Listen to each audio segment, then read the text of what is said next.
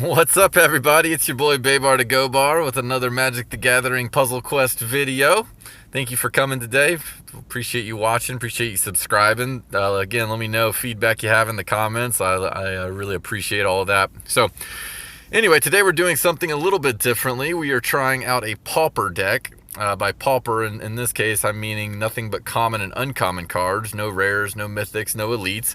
And so most of you guys will be able to build this deck immediately, hopefully all of you. And so it's a pretty interesting one. It's actually pretty strong. You could probably take down virtually any boss in the game with it because it's a loop-oriented deck, and it's primarily driven on a kind of token or a recursion type thing. But I'll get into that here in a second. But we're going to be running it in... Whatley? Whatley? I don't know how to say that, man.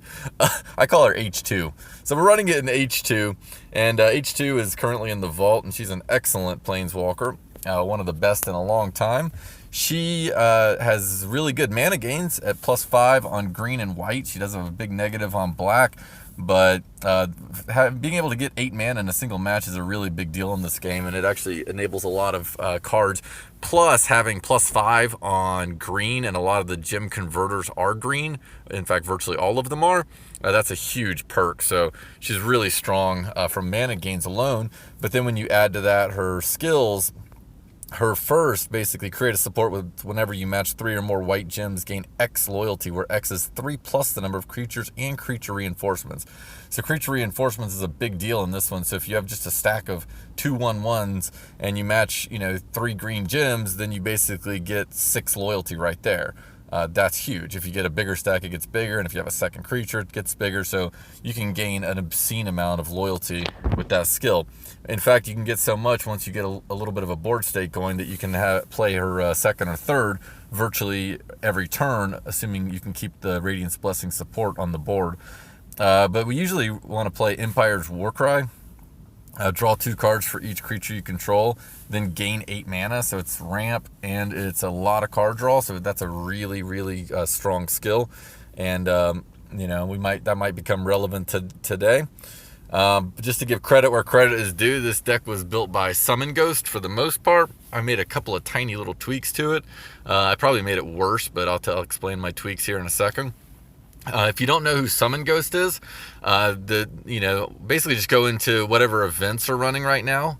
Okay, click on the platinum bracket and then go to the leaderboard, and you'll see Summon Ghost right there. So, being a little cheeky, but no, Summon Ghost is an amazing player, in my opinion, probably the best one that plays Magic the Gathering Puzzle Quest. And beyond that, he's just he's a student of the game, and he absolutely is one of the nicest guys and the most helpful guys that I'm aware of. He'll really go above and beyond to help players out of all levels. And if you don't know him, then I encourage you to get to know him, because he's just a great guy. So anyway, let's go through the deck here. We have 2 creatures. Both are key components to this puzzle. Forerunner of the Legion. When this creature enters the battlefield, fetch one of the next 4 vampires. And whenever a non-token vampire enters the battlefield, create a 1/1 vampire token. That and Legion Conquistador is also a vampire. And when he enters the battlefield, you fetch another copy of him. Okay. And the other key component to this deck is Path of Discovery. Whenever a creature enters the battlefield under your control, it explores 1. Explore 1, if I can click it, says convert X times 2 gems on the board to your creature's color. So if you put down a creature, this is an Explore 1, it'll turn 2 gems to white. And then if that doesn't happen, your creature gets +1. If it doesn't cause a cascade or a match, then it'll give him +X+X. So this is basically can really help enable an endless loop that we're trying to set up, or not endless, but pseudo-endless loop we're trying to set up in this deck. The rest are just kind of filler pieces. Gather the Pack basically grabs a couple of, at least one of your creature components, which is important. The graveyard portion is not important. Beneath the Sands is just a converter that we can cycle out if we don't need it. Here's our support control and Gmolish maybe. You can cycle this one out as well. Legion's Judgement is the only removal we're running. So let's hope we don't go a Weenies deck against us. Sunset Pyramid is just a really efficient card draw engine early on if you can get it out. Okerta's Monument is an interesting one. I'm not going to read everything here, but the relevant part to this deck is when you cast a creature, you summon 1/1/1 warrior token with vigilance. And when that comes into play, if Path is down, he'll create 2 white gems to be to hit the board. He explores 1, so to speak. And then Sphinx's Decree is not in Summon Ghost's deck, nor should it be. It's a terrible card in this deck. We'll probably explode it ourselves if we ever get it in the on play. But since I think this card is totally broken and is warping the meta, I'm going to now play it in every white deck out of spite. It is my grassroots movement to try and get other people to understand how frustrating and game-changing and annoying this card can be to play against. So, let's go right into the game. And, ooh, Sarah Angel. All right, let's do this. White-green on white-green. Let's see who's the better Planeswalker. Mr. Ajani 2. So I'll get more into Sphinx's Decree and why I think it's so broken if we have some lulls in the game. But first, we really want to work towards Path to Discovery, and in doing so, or a way that we can do that more quickly, would be if we can get her loyalty match down and start getting some extra card draw and stuff that way. So go ahead and get Sunset Pyramid down, so we'll draw an extra card next turn. All right. So, I don't know the best play here. I might try and... I'm thinking about cycling the converter out, but I'm also considering trying to play it for some extra loyalty. I mean, really what you need to have happen is to get Path to Discovery down with some of these creatures. Let's take this. I'm going to leave it alone for now and take this match here. Again, we really would like to get our loyalty up. Although, to be fair, we do have to get creatures down for that as well. So, alright, let's go ahead and get some creatures down. I'm going to throw out some cards so we keep drawing more. There's really not much green on the board. This is a little bit, looks like a trap. Yeah, I don't know. It's a hard call here. I think I'm going to do that. And got a little bit lucky. And then we'll keep grabbing some more to help thin our deck out. Again, looking for Path. Path to Discovery is the card we are after. Okay, our Pyramid popped. We can cycle Dissenter's Deliverance. Cycle that again. Okerta's Monument is not terrible. Don't really need Gather the Pack at this point, even though it could help thin our deck a little bit. Can't believe I haven't gotten to 9 loyalty yet. Alright. So, again, kind of in that similar situation, I'm considering whether I should cycle Beneath the Sands out. In fact, I think I'm going to this time. And I don't actually need... Well, ugly board state, isn't it? Nah, that was a terrible move. Alright, so now I left him with a white match and got nothing for it. Brilliant. Manglehorn up. Yep, there's the new key card that everyone has to absolutely play now because of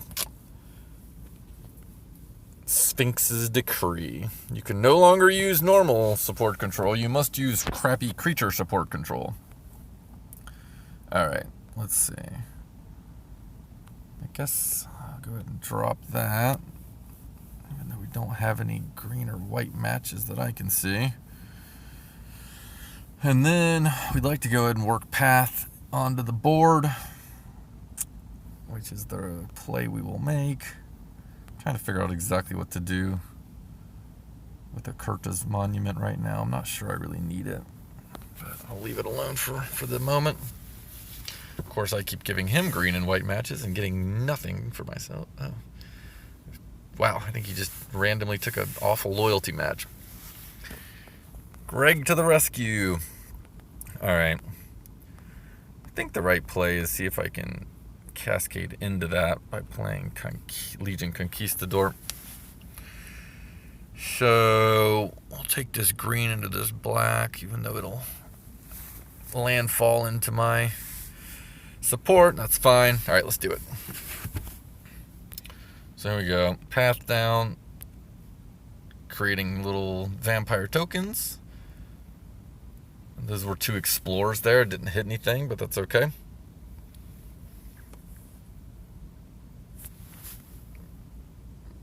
And he just took out my path with his obnoxious Manglehorn. Some of you guys on the forums are just going to be laughing at me because I was just like decrying how stupid that card is. But, you know, is what it is. I didn't say it was necessarily not a good card. I'm just saying it's annoying that it's the only viable solution now that they've, you know, made it so you can basically just avoid all other support destruction with Sphinx's Decree.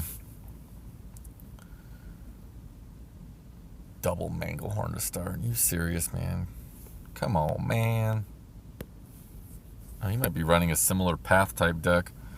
And unfortunately, I can't get anything going with this deck right now. I guess I'll just keep working towards it. I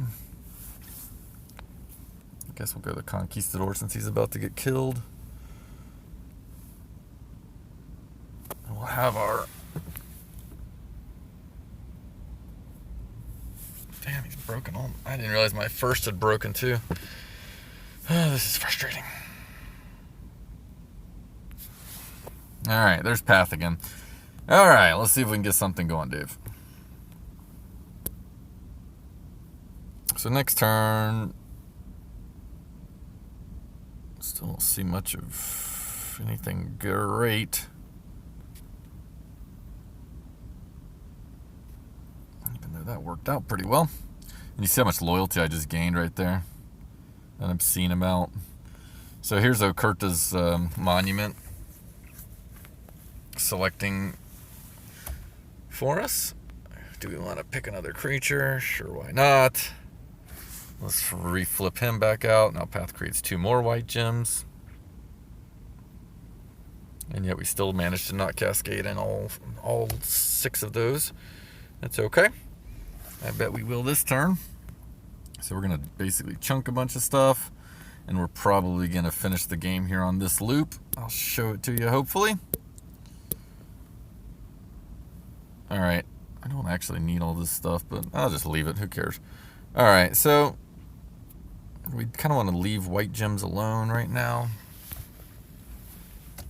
Okay, let's go ahead and replace him. Get a couple of new white gems. Do that again. More white gems. Now we have a cascade. A couple more explorers. Replace him. A couple more explorer gems. Grab another one. Another vampire. A couple more explorers. Swirl those sands. Probably should have gotten rid of that, but that's alright. Another path. Gather the pack. Conquistador. At this point, I think this is the last time I'm going to do that. At this point, we don't actually need to be replacing these. I'll just leave it on the vampire. And I'm going to ignore Okerta's monument at this point. I'm not sure how vital that is to this deck. It's kind of interesting. It definitely helps the loop keep going. But I'm not sure that it's even remotely necessary. I think what you'll see here is that this game is well in hand without creating even more cascades by constantly replacing your tokens with the other type of token. And in fact, I'll probably edit the video down from here till... Oh, maybe? Oh, okay. Alright, so we reached the end of our loop. That took an extra 20 minutes than what you're seeing in the edit. So pretty intense deck. Let me show you some of what we were doing towards the end there. Honestly, I kind of wish I did not have H2's first on the board at the time. It made it take way longer. But you're seeing basically every time a path would hit, it would hit 8 mana and then 62 loyalty. So over this turn, I don't know how many, probably got several thousand loyalty I gained. I don't think I'll go through and actually add these all up, but you can see how long this turn took.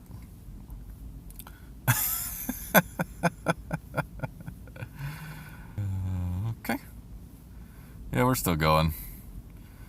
It took, whoa, all right, there we go. There's the start of the turn. So you can see a really powerful deck. You can see why a lot of people are calling for a nerf of Path to Discovery. That seems kind of ridiculous to me that it lasts that long, and that's, again, nothing but commons and uncommons in there. But I'll sign off for now. I'll bring you probably another slightly more explosive deck next time, and we'll move on from there. So thanks for watching, everyone. Enjoy, and have a great day. Bye-bye.